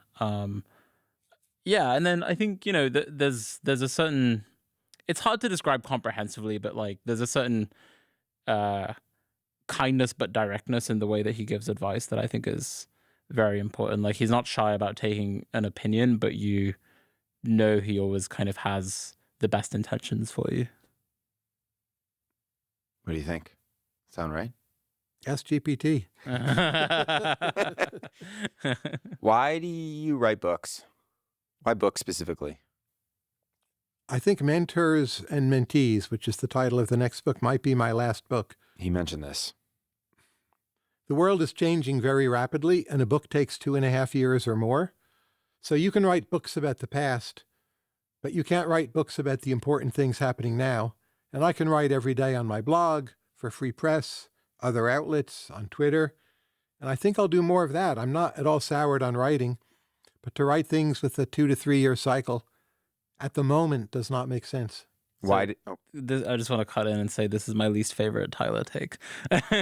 I said to him, like, if you just wrote a book that was like, here are my 100 favorite Beatles songs, and I'm going to write 3 paragraphs on each of them, I would absolutely buy Why that couldn't book. that be a blog post every day? It could be, and I would read that. I do read his blog, right? But like, You just want more Tyler. I just disagree with this idea that at some point I can go to GPT and get that instead. I just don't think GPT is going to give me as good of an answer as he is, right? And like fundamentally, if you view this as like in terms of tokens in the machine learning sense, like books are the tokens that the AI was trained on in the first place. And I do think, for better or for worse, humans can still generate these things that we call books that are so precious to us. And I don't know that changes as sharply as maybe this view is implying. I would just rather put my favorite Beatles songs on the blog, where more people will consume it. Right. It's not so profitable in book form Yeah. that I feel I need the money. Why wasn't this true 5 years ago or 10 years ago then? Well, I started blogging 23 years ago. Of course. I mean, you've written how many books since then? Or since Quite a 2015? few. But the world then was changing quite slowly. So I wrote Great Stagnation in the midst of the Great Stagnation, which remained stagnated. I wrote Average is Over about the pending AI revolution, which came basically 10 years later.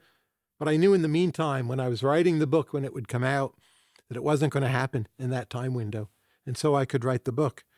So I would feel very secure writing books about the past. I put out this weird, I called it generative book, like within Claude, about the Marginal Revolution from the 1870s, and that's fine. But the world is interesting enough. I want to write about the world now. And again, that 2 to 3 year time delay just kills me. I feel there's an extra level of effort that's put into a book that is There is. valuable. Yeah, but it's not always a positive result from that effort. People overthink things. You have to appeal to all these audiences and editors and filters. So it cuts both ways. Do you think there's any kind of spectrum between a blog post and a book that could be explored? Well, there's different kinds of essays, Substack, Medium, and all that. But here's another way of putting it. I think I've written, I'm guessing, 17 books. There's plenty of people in history who've written 40 books. I look at their careers, and I have never thought they should have written 40 books. Now, I don't know what number is the cutoff, and maybe I'm not quite at it, but 17's a lot. And if it's only 17, I guess 18, I think that's fine. And again, there's plenty of other things I can do. I think my value as a mentor has gone up. In a lot of other ways, my value has gone up. We'll see.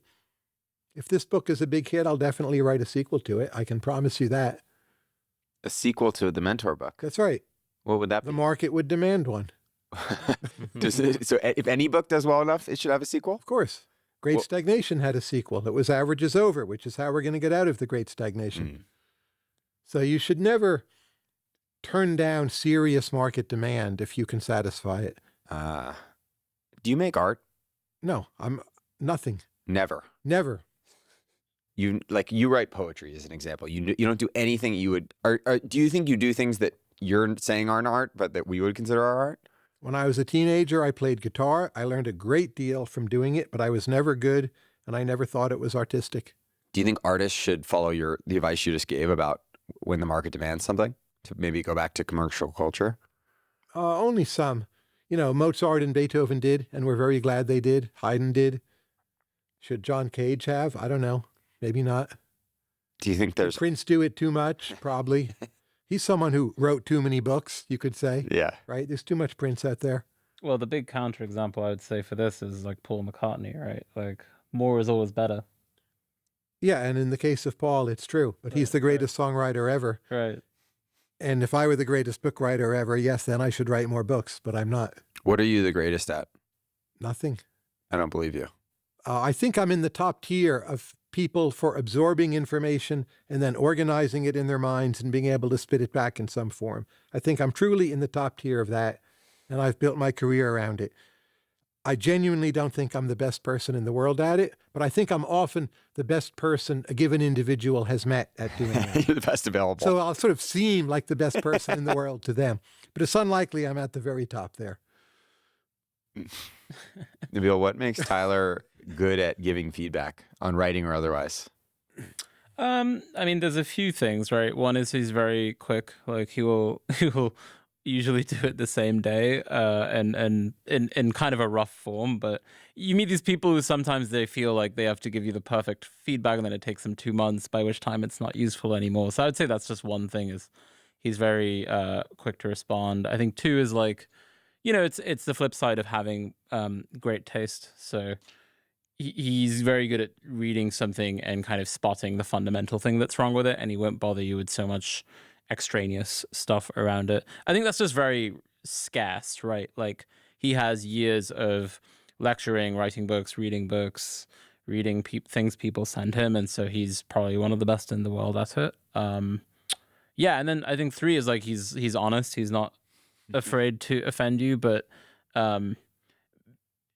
he's not fully honest, I will say. Like I think sometimes at the margin he'll bias towards being more positive than he ought to be. I mean, I think the first interaction I had with him, actually, I'd written a piece of a novel which I never put out because I didn't like it in the end. But like I sent it to him and he was like, "This is great, keep going." And later I read it and I was like, "This is not great. What was he talking about?" But he probably said the right thing at the right time to keep me to completing the project, which was helpful. Do you have any recollection of that or what stood out about Nabeel? Well, what if it was great? I don't remember. I'd have to reread it, but Please don't. it probably was sincere. Was that the reason you became friends? Or was it? No, the Some movies addition. thing. That was a movie thing. Yeah. But who prompted the movie thing? Well, I read it on his homepage. Oh, right. I forget how that was prompted. I recall having to search through the multiple Nabeel Qureshis out there Yeah. at the time. And, this is the real Nabeel Qureshi. Yes. But that succeeded. Yeah, we need to get the other one off the. But how did we even get to that point at all? Do you remember the prehistory? It may have been through Twitter. I occasionally wrote online, and Yeah. so maybe you saw one of those and then clicked around. My Yeah, but I don't website. remember. Yeah. Tyler, do you have best friends? I have a lot of very good friends. I'm not sure I have best friends or friend. And then there's people you knew early in life. Like I'm still in close touch with someone I went to high school with. He's a candidate for best friend, but it's not best friend across all dimensions. So no, I don't have a best friend. And on the note of maybe the earlier point about keeping in touch with over 100 people in some level, do you think that there's a cap on how many people you can have, however we're defining close friends? I think I'm pretty close to the cap. Not quite at it. You should never be at it. It would be tragic. How many roughly? I would guess 200. You have 200 good friends. No, that would be the cap. I don't have 200 good friends. Okay. he has a lot more friends than people I know, I would say. Yeah. I mean, he has a lot Well, I'm of just friends. older, Yeah. too. Yeah. And traveling, you encounter people. I would assume most people decrease the amount of good friends they have over time. Right. Not I think add. they do, but that's bad. Yeah. It's very bad. Just a big mistake, yeah. Do you believe anything noteworthy about friendship? That's original? I doubt it. It doesn't have to be original. When you hear people talk about it, it just mostly sounds phony. So talking about friendship... Don't tell our friend Ava. She'll be offended. Yeah, makes it sound worse to me. So you know Ava. I do. Great, yeah. She was episode 4 of this very podcast. Oh, I'll have to listen to it. Yeah. I don't know if I was any good back then, but she was great. Speaking of podcasts, I think in 2018 with David Perel, you were talking about conversations with Tyler, and you described the podcast, the interviewing. For me, doing these interviews is the most strenuous thing I do in life. You talked about it being exhausting like chess. You lose 90% of the information after you're holding all this information in your head. First of all, do you still feel that way? I've gotten a lot better at it. And I thought, aging, I would get worse. Now I can easily do 3 in a day, 2 in a day. 4, I would feel deterioration. But like we're doing 2 hours, maybe not for me to judge. But my mental stamina feels to me considerably stronger than it did in 2018, mostly through practice. And I get that can't go on that way forever, but I'm very pleased by that. It's one of the best things that's happened to me.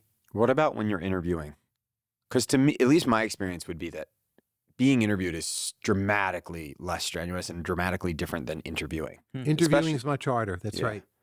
And you are certainly one of the great interviewers in the world. You do it in a way that is pretty much singular. In what ways has it become easier, or have you gotten better? You have to keep a lot in your head, but I've gotten better at doing that. Better at learning it to begin with, and better at keeping it in my head, and better at having a sense of the pace of an episode and how to alter that, both when I should and then how to do it when I want to do it. So that's been good. How much are you trying to push a guest off balance a little bit in the middle of the interview? I know at the beginning you always do, but like... It's not necessarily off balance. I want every episode to be the dramatic unfolding of something.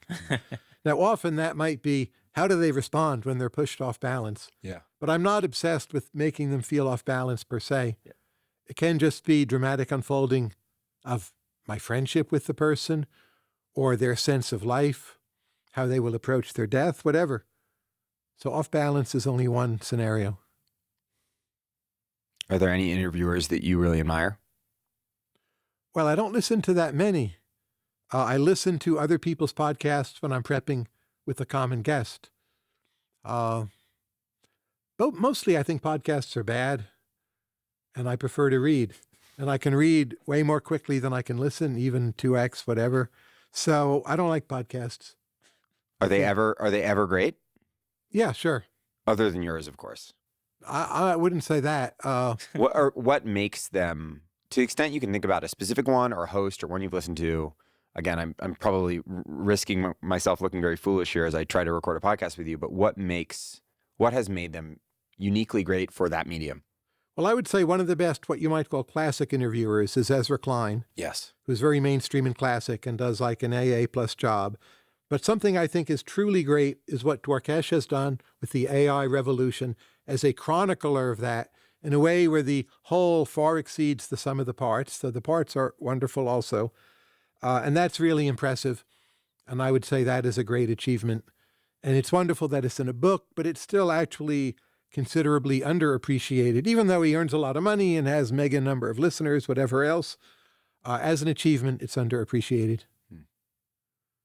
On that note, slightly, you are quite good not only at identifying talent, which you've written extensively about, but maybe to steal a line from Nabeel, putting out the bat signal for very special people, Dwarkesh being one of them. Right. Nabeel is someone who is building a company, trying to attract great people. I'm thinking about people I want to speak to. I think relevant for any of us. How do you put out the bat signal well? I've never tried to do it too self-consciously. Yeah. So just been myself. And one day I realized, like, hey, I have a bat signal. And my bat signal wouldn't work, say, for building a company. But it works great for attracting interesting people to me.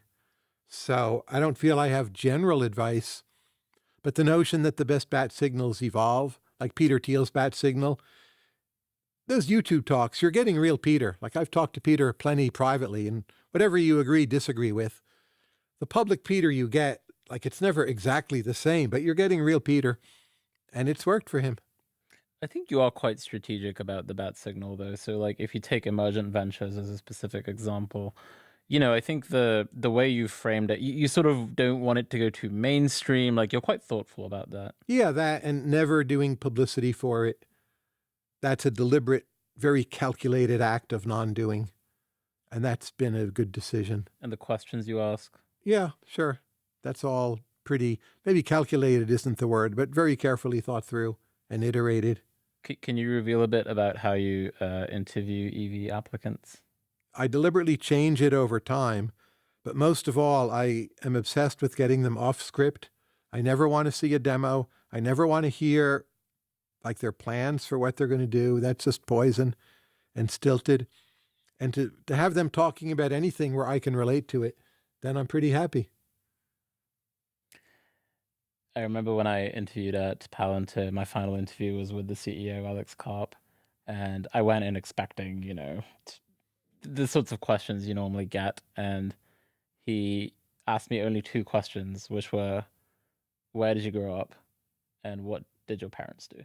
Yeah, those are good questions. I came out almost offended. I was like, how can you tell anything about me from that? But he clearly had some theory about it. But it's weird to me, he couldn't tell where you grew up. Even I know you're from Northern England. Yeah, I mean, it's very specific, and you Yeah. know, there's a few things going on there. But I like very much to get people talking about where they came from, or what trips they've done or want to do. All of that is fine. And then I do have some specific questions I like to ask. One would be, what's your plan for follow-up funding? And many, especially younger people, do very poorly on that. And that's a big discriminator for me. And I don't even mind if they're gaming that. If they're gaming it by actually making the plan, even if the plan is BS, Right. it's a huge advance over no plan at all. And that has been very useful for me, that query. It's not something you'd use hiring someone at Palantir, but if you're doing philanthropy with limited resources, it's critical. Do you feel like you sometimes mistake weirdness for talent? Oh, sure. I mean, most awards are, I wouldn't say failures, but they're not people who will shake up the world.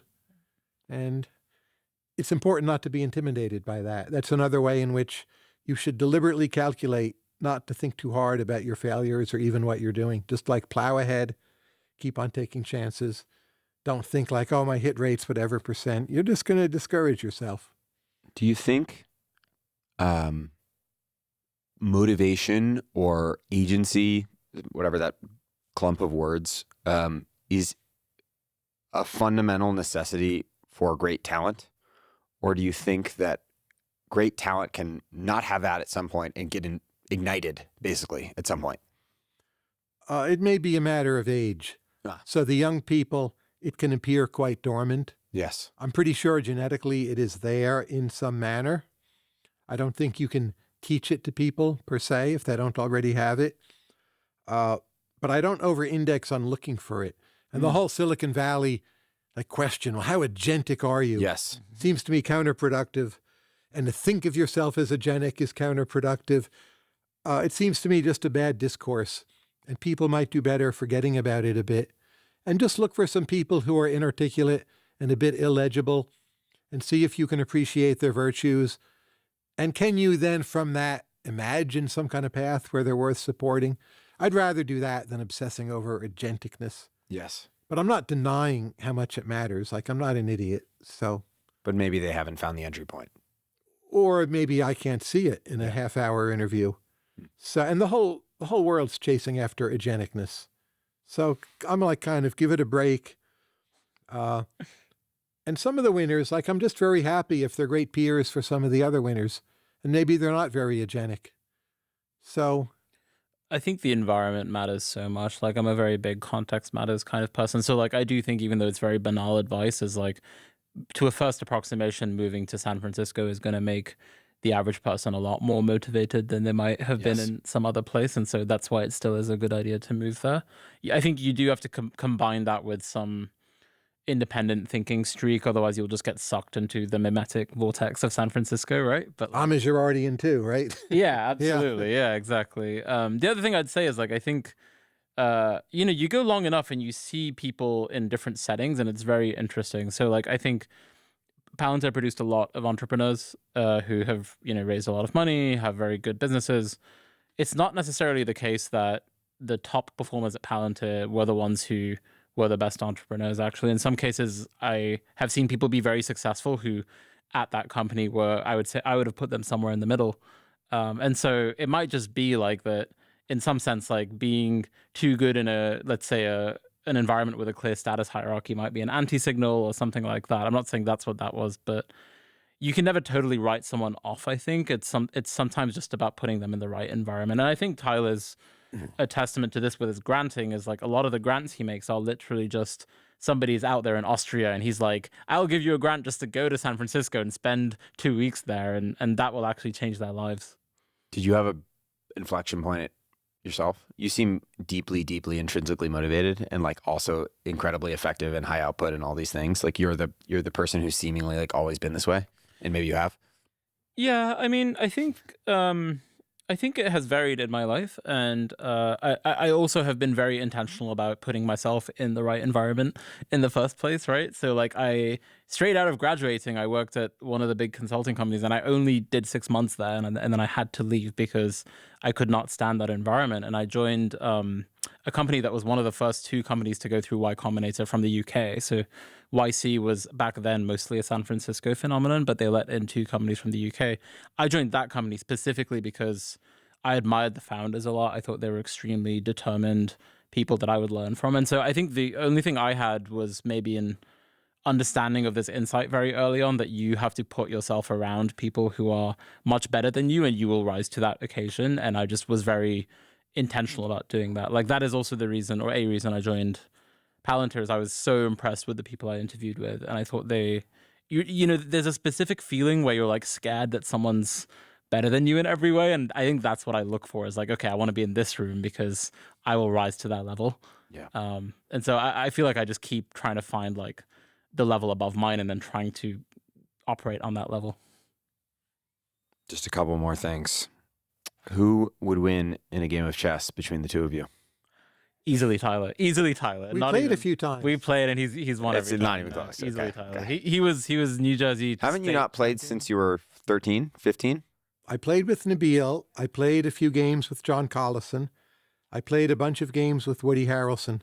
Really? That's the entirety of my chess. I played with some drunk Russian when I first met my wife at a party in Richmond. Didn't you play the Chess Hustlers sometime recently? Like twice I played the Hustlers. New York, yeah. Once I think I played Coleman Hughes, but that's like it. But you didn't lose any of those games. Correct. Only famous people should you play with. And that will ration it pretty automatically. How might you guys collaborate in the future? Good question. I mean, I would love to travel together. It sounds like Tyler's book writing days are over, so we'll see. But like writing a book together would be really thrilling. I've said many times before in the past that I'm done writing books, by the Yeah. way, and it's always been wrong. But to write something together, whether it's a book or not, would be the obvious. But a trip together, which can be as important as a book, I've already been working on. So that will happen. I think it's likely. This podcast. Yeah. Hopefully a little momentum in the right direction. Nabeel has this great tweet and probably written about it elsewhere, citing Christopher Alexander and the idea of aiming for Chartres. You must aim for the most ambitious thing. Tyler, it seems to me that you treat your career more like a stream, a river of just all of these amazing projects and the person you're trying to become. We've got a buddy joining us for those of you on audio. This is Spinoza. Hey, Spinoza. Spinoza decided to crash. We have a 4th member. With his cameo. Hopefully the audio is still connected. You are so prolific and you've done so many amazing things. That said, I'm curious, is there any grand project that you've wondered about or that might still be in store Or do you just totally not think about things that way? I like my current projects. I'm going to do a lot more podcasts, write more, whether it's books or not, travel more, Emergent Ventures. I don't really see how I could improve on that. That may be my limited imagination. I feel I'm open Yeah. to new ideas, but the ones I have, I'm very happy with how they're going. Okay. How are you guys most excited about the future? Or what are you most excited for?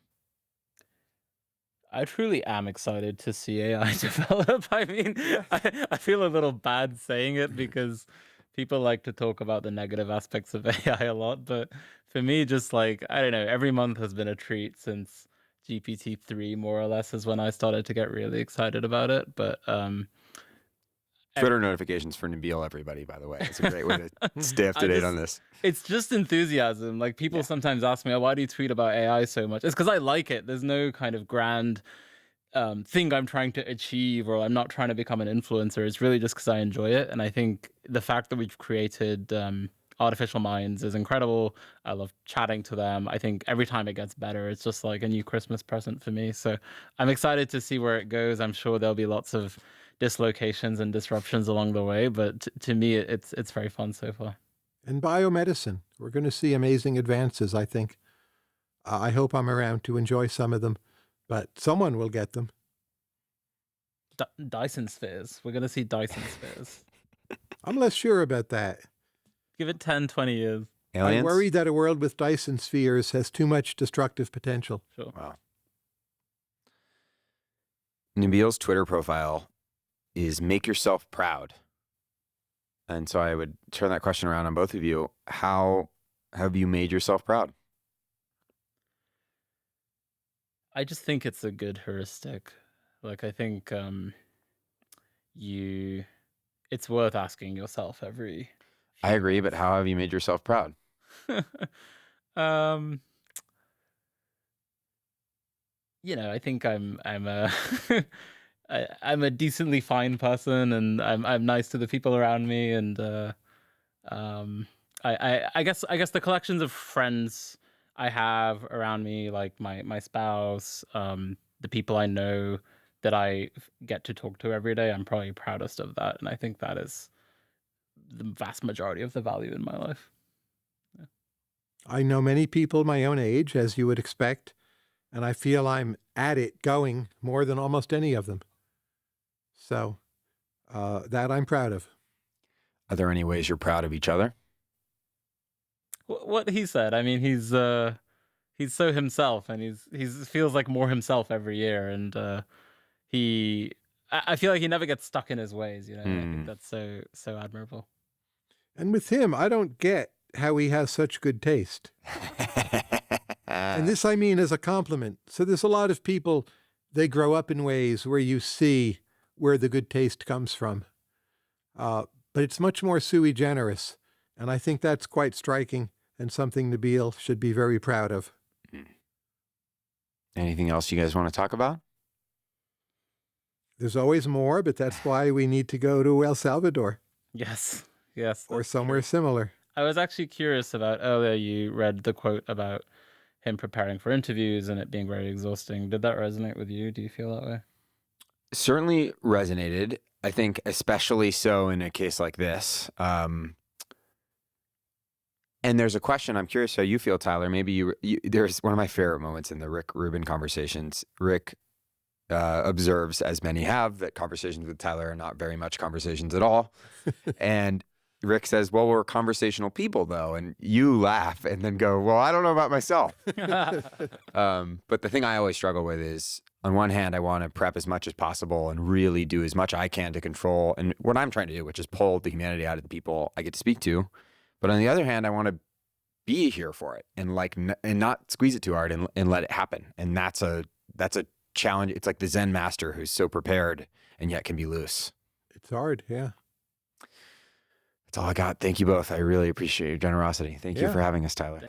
Thank you for listening to Dialectic with Tyler Cowen and Nabeel Qureshi. And thank you for supporting the show. Whether this is the first time you've listened or watched, or you've been around since episode 1 back with Jason Liu, it means a whole lot. You can get the full transcript and all the links for the show at dialectic.fm/Tyler-Nabeel. And if you enjoyed the show, the most important thing you could do would be to share it with a friend. You can also rate it, give it 5 stars on Spotify, give it a thumbs up on YouTube, subscribe or follow wherever you're watching or listening. And before I leave you, I'd like to thank Notion one more time for presenting Dialectic. They're a huge part of why I was able to get to episode 50 and go full-time with the show back in December. And Notion has totally transformed itself in the last year and a half or so for the AI era. One of the rare companies that has been able to do that from the ground up and turn an amazing collaborative workspace tool into a canvas for you and your team to do all of the most important work and get a ton of leverage from where you want to get AI and agents to help you automate things, find edge cases, get an extra set of eyes, and more. As Notion has transformed itself, it has grown the team and built a remarkably special group of people, some of which I get to work with on a regular basis. And recently they even brought on somebody I deeply admire. And it's been really fun to get to watch him be blown away by the level of ambition, especially in a mature company. If you're interested in joining the team at Notion, you can reach out to them directly or email me at work@jacksondahl.com. And if it is a fit, I will send you to the right person. Again, I think it's pretty special to be able to have a team and a leader like Ivan who is willing to take the gambit to, in many ways, kind of rebuild his company to meet where the future is going. You can learn more at notion.com/dialectic. And thank you again for listening to episode 50 to episode 100 and beyond. I'll see you next time.